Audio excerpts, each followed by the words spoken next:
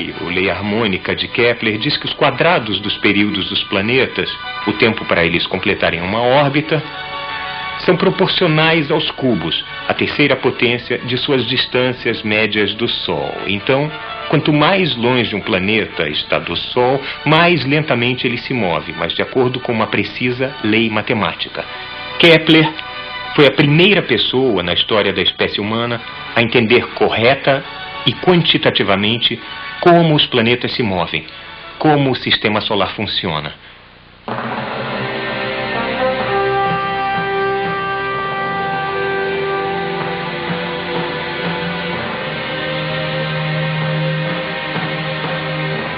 O homem que buscava a harmonia no cosmo estava fadado a viver em uma época de excepcional discórdia na Terra. Exatamente 8 dias depois de Kepler descobrir a sua terceira lei, ocorreu em Praga um incidente que desencadeou a devastadora Guerra dos 30 anos. As convulsões da guerra estilhaçaram as vidas de milhões de pessoas.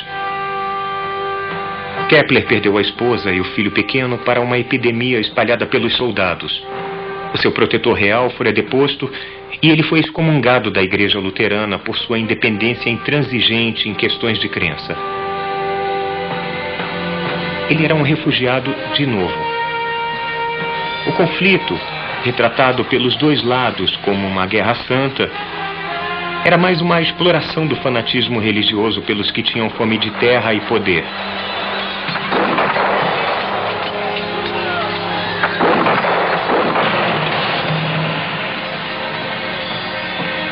Essa guerra introduziu a pilhagem organizada para manter os exércitos no campo. A população brutalizada da Europa ficou indefesa quando as lâminas de seus arados e suas podadeiras foram literalmente batidas para virarem espadas e lanças. O boato e a paranoia varreram o interior, envolvendo principalmente os indefesos. Entre os muitos bodes expiatórios escolhidos, estavam senhoras idosas que moravam sozinhas e eram acusadas de bruxaria.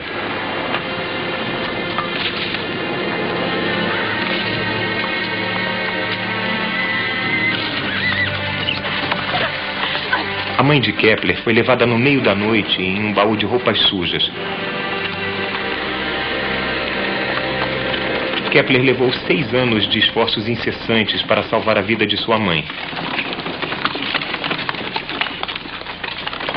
Na pequena cidade natal de Kepler, cerca de 3 mulheres eram presas, torturadas e mortas como bruxas todos os anos, entre 1615 e 1629.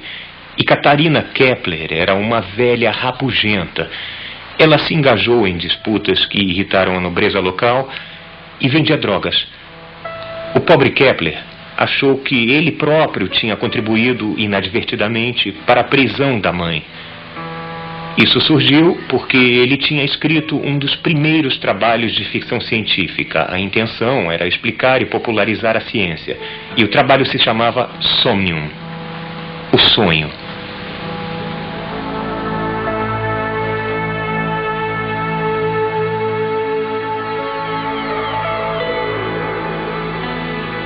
Ele imaginou uma viagem à Lua com os viajantes espaciais em pé na superfície lunar, olhando para cima para verem, girando lentamente sobre eles, o lindo planeta Terra. Parte da base para a acusação de bruxaria era de que, em seu sonho, Kepler usou o feitiço da mãe para deixar a Terra. Mas ele acreditava mesmo que um dia os seres humanos iriam lançar naves celestiais com velas adaptadas para as brisas do céu, cheias de exploradores que, disse ele, não temeriam a vastidão do espaço. Ele especulou sobre as montanhas, vales, crateras, clima e possíveis habitantes da Lua. Antes de Kepler, a astronomia tinha pouca ligação com a realidade física. Mas com Kepler veio a ideia de que uma força física move os planetas em suas órbitas. Ele foi o primeiro a combinar uma imaginação corajosa com medidas precisas para seguir para o cosmo. Isso mudou tudo.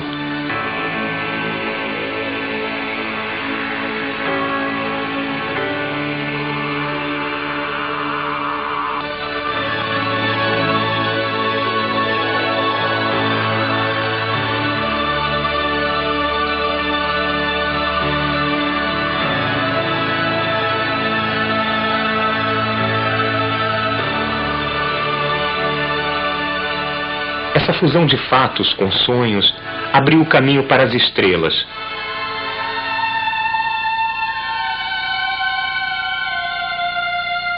Quando garoto, Kepler tinha sido capturado por uma visão do esplendor cósmico. Uma harmonia dos mundos que ele buscou tão incessantemente a vida toda. A harmonia neste mundo o evitou. Suas 3 leis do movimento planetário representam, agora sabemos, uma harmonia real dos mundos. Mas para Kepler, elas eram apenas incidentais para sua busca por um sistema cósmico baseado nos sólidos perfeitos. Um sistema que, vejam só, existia apenas em sua mente. Mesmo assim, com seu trabalho, nós descobrimos que as leis científicas permeiam toda a natureza, que as mesmas regras se aplicam na Terra como no céu, que podemos achar uma repercussão, uma harmonia entre o modo como pensamos e o modo como o mundo funciona. Quando descobriu que suas crenças há muito estimadas não concordavam com as observações mais precisas, ele aceitou os fatos desconfortáveis. Ele preferiu a dura verdade às suas ilusões mais caras. Isto é o coração da ciência. Versão brasileira MG Studio.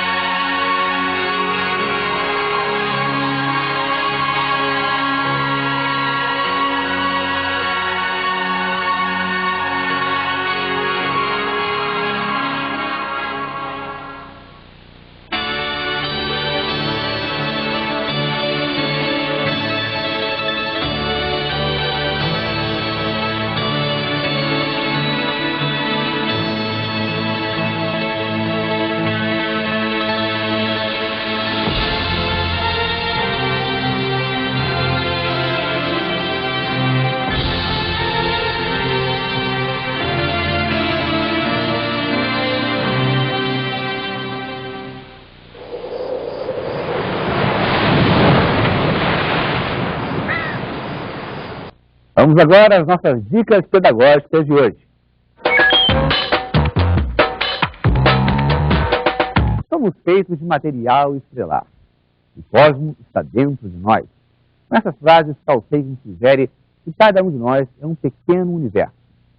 E nossa sugestão de hoje é explorar os mistérios e a complexidade do funcionamento desse pequeno e maravilhoso universo que é o nosso corpo. Esse é o assunto que deve gerar muita curiosidade dos alunos.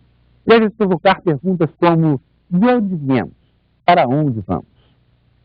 Aproveite as animações e as explicações do vídeo As Origens da Vida e promova uma pesquisa sobre todas as teorias que tentaram explicar a origem da vida e a evolução das espécies. E, gente, por hoje é só. Lembre-se de que a série continua a ser exibida na programação de hoje nos horários alternativos do ensino fundamental. Eu volto amanhã com mais 2 episódios da série Cosmos. Até lá! Tchau! Mande sua opinião para a gente, escrevendo para a Caixa Postal 9659 CEP 70001 970, Brasília, Distrito Federal. Ou você pode ligar para 0800 61 61 61. E se preferir, mande um e-mail para a TV Escola